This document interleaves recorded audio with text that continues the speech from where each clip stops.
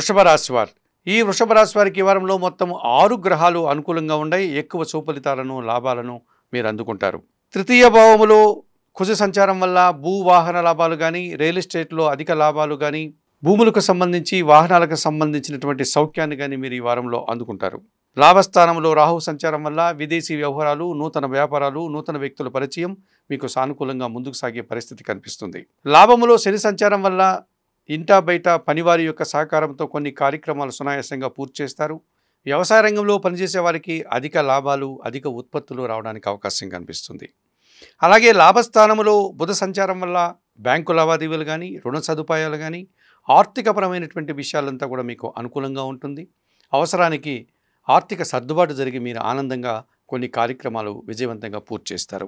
అయితే తెలిసి తెలియనటువంటి ఒకానొక విషయంలో ఆందోళన కానీ, అశాంతి కానీ మిమ్మల్ని వెంటాడేటువంటి పరిస్థితి ఈ వారంలో మీకు కనిపిస్తుంది. ఈ రాశి వారికి ఈ వారంలో మంగళ, బుధ, గురువారాలు అనుకూలంగా ఉన్నాయి.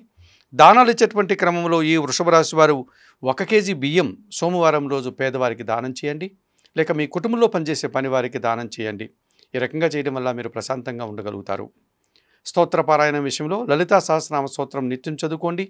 ఆలయ సందర్శన కార్యక్రమంలో భాగంగా వృషభ రాశి వారు లలితాదేవిని సందర్శించి నమస్కరించుకోవడం వల్ల మరింతగా మంచి ఫలితాలను పొందగలుగుతారు.